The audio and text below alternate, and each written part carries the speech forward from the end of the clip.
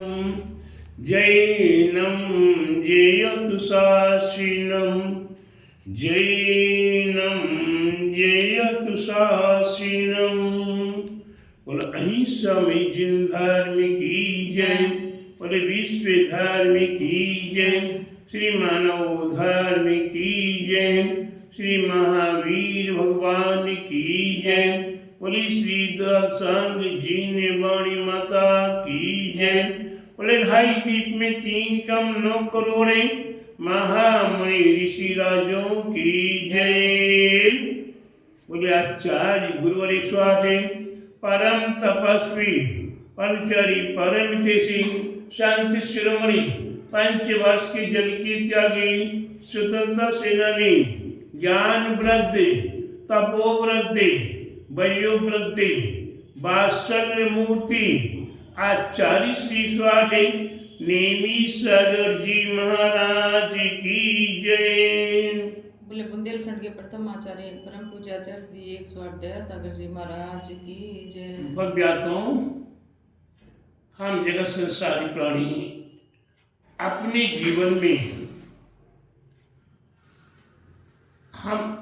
जीवन में कुछ ऐसा करना चाहते हैं जो हमारे जीवन में हम स्वपर कल्याण का कार्य कर सकें। स्वपर कल्याण हमारे आप के लिए अति आवश्यक है। आज केवल हम अपना ही सोचें तो हम अपने आप में लीन नहीं हो सकते। भगवान महावीर स्वामी जैसी शक्ति हमारे पास नहीं है। भगवान बाहुबली जैसी शक्ति हमारे पास नहीं है। भगवान बाहुबली ने भी अपनी आत्म साधना के लिए दिगंबरी दीक्षा लेकर 1 वर्ष तक एक स्थान स्थिति निराहार उपवास किए। इसके उपरांत भी प्यारे बंधु उन्हें केवल ज्ञान की प्राप्ति मोक्ष की प्राप्ति नहीं हुई। क्यों? कि उनके मन में परिक्य लगा हुआ था कि हमें भारत की भूमि पर खड़े हुए हैं, हमने बड़े भाई का अपमान किया है, आदि विकल्प उनके पास थे। तो प्यारे बंधु, अगर वह सद्भावना में चले जाते कि हम भाई एक हैं, जमीन थोड़ी बटेगी। इसलिए प्यारे बंधु, थोड़ा सा आज के समय में हमें विकल्प करना है कि उनके पास तो चरम शरीर था, उनके पास सारे सुसाधन थे, वे 1 वर्ष तक एक स्थान पर उपवास करके खड़े रहने की क्षमता थी। भगवान आदिश्वर आदिनाथ के पास 6 महीने के तप करने की क्षमता थी और 6 महीने तक आहार नहीं मिला तो उनका शरीर शिथिल नहीं हुआ। उनके पास वह सहन करने की क्षमता थी। लेकिन प्यारे बंधु, आज के समय में वह क्षमता 1 दिन 2 दिन 3 दिन की तो क्षमता हो जाएगी, 6 दिन की भी क्षमता होना बड़ा मुश्किल है। इसलिए प्यारे बंधुओं, हम आज के समय में स्वपर कल्याण की भावना करें। हमारे भगवान महावीर स्वामी का अंतिम संदेश है। अभिषेक जी, क्या संदेश है? जियो और जीने दो। हम अपना भी कल्याण करें और जन का भी कल्याण करें, दूसरों का भी कल्याण करें। परस्परोपग्रो जीवनम। आज का अगर पुण्य कमाना, आज का समय ऐसा समय है, इस समय में अगर हमें अपना कल्याण करना है तो पर को साथ में लेकर चलना पड़ेगा। किसको लेकर चलना पड़ेगा राधा दीदी? पर को साथ में लेकर सुखी रहे सब जीव जगत के, कोई कभी न घबरावे, बेर पाप अभिमान छोड़े, जय नित्य नए मंगल गावे। प्यारे बंधुओं, सुखी रहे सब जीव जगत के, ये नहीं कहा मेरी भावना भी कि मैं सुखी रहूं जगत में, ऐसा नहीं कहा। जब संसार में सभी सुखी होंगे, परिवार में, अभिषेक जी आपके यहाँ आपकी माँ है, आपकी पत्नी है, आपके बच्चे हैं, आपका परिवार है। अगर परिवार में सभी सुखी हैं तो आप क्या विचार करते हो, हमसे बड़ा कोई दूसरा सुखी नहीं है। अगर परिवार में कोई एक व्यक्ति दुखी हो रहा है, एक व्यक्ति को तकलीफ हो रही है, तो आपको कैसा लगता है कि बड़ी परेशानी होती है। उसको देखो, संभालो, अस्पताल ले जाओ, ये करो वो करो, आदि आदि में हम उलझना शुरू होता है। हम अपने साथ दूसरे के दुख में हम उसमें भी दुखी होना शुरू होते हैं। इसीलिए प्यारे बंधु, सुखी रहे सब जीव जगत के। ये सारा जगत संसार हमारा परिवार है और सारे जगत परिवार में सुख शांति समृद्धि हो। ठीक उसी प्रकार से हम थोड़े से सब कुछ होते चले जाते हैं। जगत से देश में आते हैं, राष्ट्र में आते हैं, नगर में आते हैं, ग्राम में आते हैं, मोहल्ले में आते हैं, घर में आते हैं और घर में आकर परिवार में आते हैं और परिवार में आने के बाद समाज में सुखी रहें। हम समाज में, इसलिए हमारे तत्व सूत्र में या हमारे ग्रंथों में कहा है, साधर्मी विषम बाधा, साधर्मी के बीच में विषमवाद ना हो। किसके बीच में राधा दीदी? साधर्मी के विषय में धर्म विवाद ना हो। साधर्मी का मतलब है कि हम भी पूजा पाठ कर रहे हैं, आप भी पूजा पाठ कर रहे हो और भी जन समुदाय पूजा पाठ कर रहा है। एक बहुत अच्छी बात बताऊं, विधान कराने का विचार कोई कोई किया करता है। विधान करने में वह व्यक्ति तन भी लगाता है, मन भी लगाता है, धन भी लगाता है और पूजा की द्रव्य की तैयारियां करता है, विद्वानों को बुलाता है, संगीतकारों को बुलाता है और भी अन्य सारी व्यवस्थाएं करता है, यहाँ तक भी कि भोजन आदि की व्यवस्था करता है। वह सारा पूजा पाठ विधान का कार्य कर सक रहा है। लेकिन प्यारे बंधु, उस विधान में वह सभी समाज के भव्य आत्माओं को आमंत्रित करता है, निमंत्रित करता है। सभी लोग साधर्मी बंधु विधान में सहभागी बनकर परम शांति से पुण्य को प्राप्त करें और जो हमारी व्यवस्था है उस व्यवस्था को स्वीकार करें। प्यारे बंधु, ये नहीं कहता कि आप सभी नगरवासी आओ, अब पूजा की तैयारी करवाओ, भोजन की तैयारी करवाओ, व्यवस्थाओं की तैयारियां करवाओ। इसमें एक बहुत राज की बात बता रहा हूँ ऋषि जी। क्या राज की बात है कि जो विधान करा रहा है वो कितना पुण्य का संचय कर पाएगा अगर उसके मन में ख्याति, लाभ, पूजा, मान, सम्मान, प्रतिष्ठा की चाहना बनी हुई है। किस बात की राधा दीदी? असली भव्यात्माओं विचार करो, मैंने क्या कहा?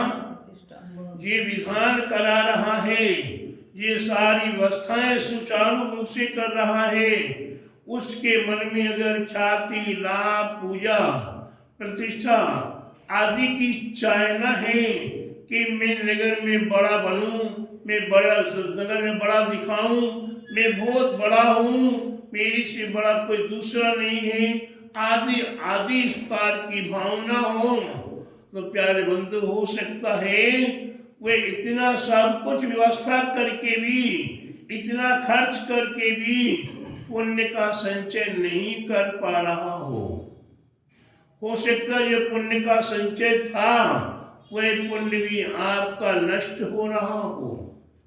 लेकिन प्यारे बंधुओं, ये भव्य आत्माएं सहभागी बन रहे हैं, ये उस पूजा में, उस पाठ में, उस विधान में ये अपने समय को निकाल कर पूजा पाठ में भक्ति भाव से समर्पित हो रहे हैं और उनमें वे नम्र भावों के साथ, सरल भावों के साथ हिल मिलकर भाग ले रहा है।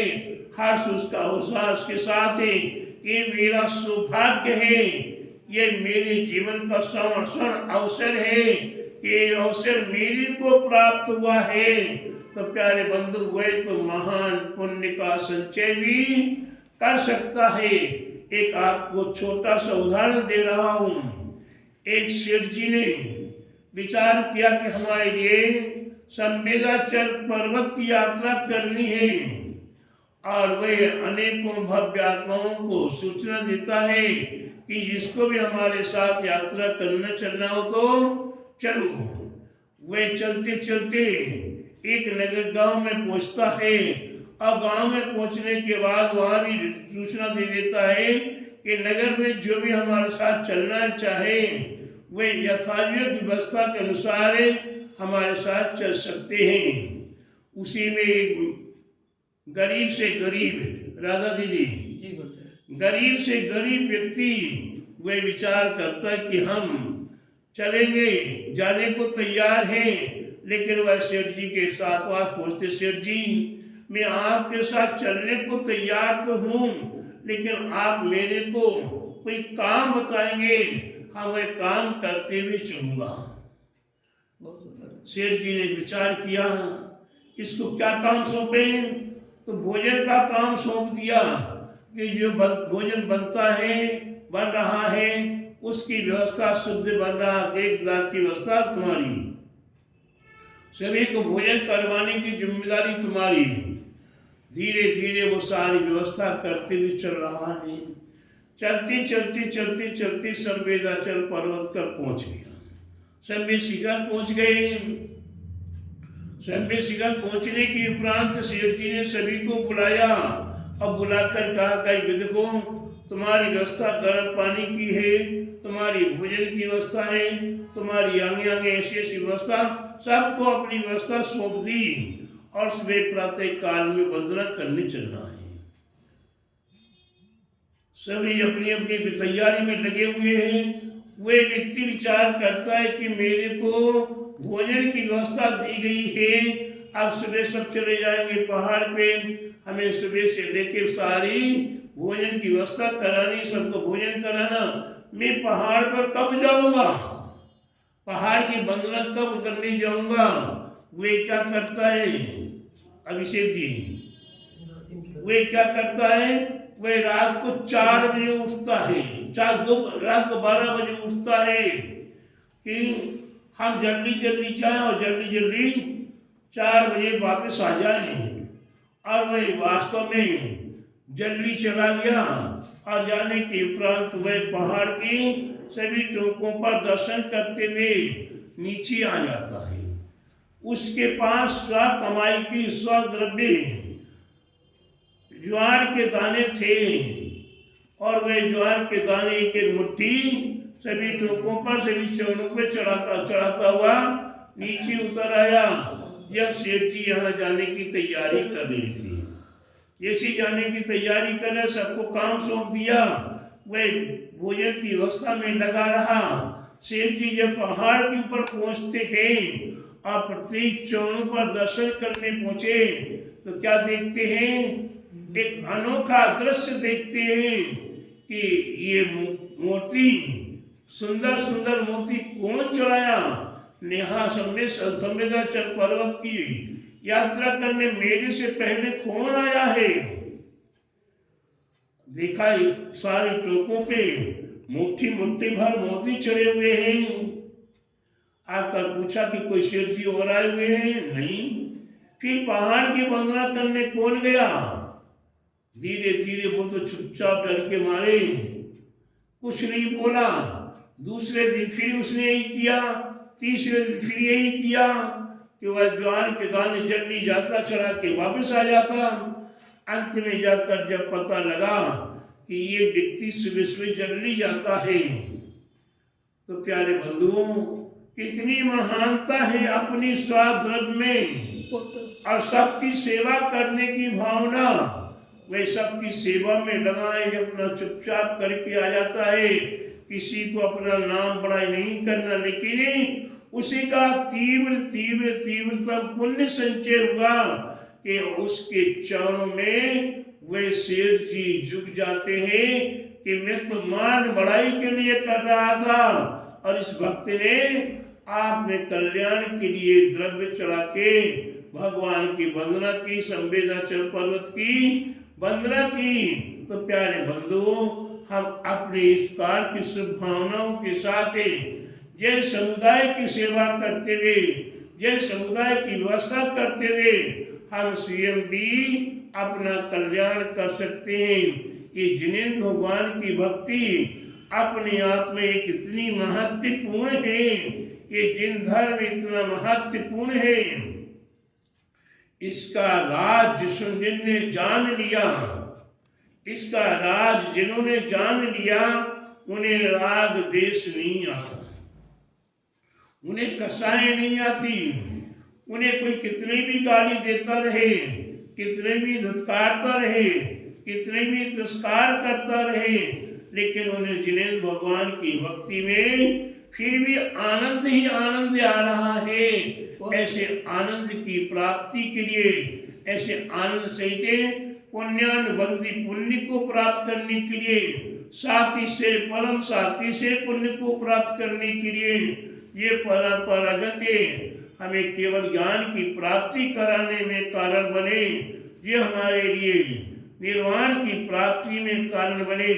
ऐसे परम पुण्य को संचय करने के लिए हमें निरंतर प्रयत्न करना है, निरंतर प्रयास करना है और अपने जीवन में इस भव में भी शांति रखनी है और आगे भवांतर में भी शांति की प्राप्ति हो, हमें भी शांति हो और जन समुदाय को भी शांति हो। ऐसा वातावरण बनाकर अपने जीवन को सार्थक करें। बोले महावीर भगवान की जय, बोले द्वादशांग जीने वाणी माता की जय, बोले ढाई दीप में 3 कम 9 करोड़ महामुनि ऋषि राजों की जय, बोले आचार्य गुरुवर 108 परम तपस्वी वंचरी परम हितैषी संत शिरोमणि 5 वर्ष के जल की त्यागी स्वतंत्रता सेनानी ज्ञान वृद्धि तपो वृद्धि वयु वृद्धि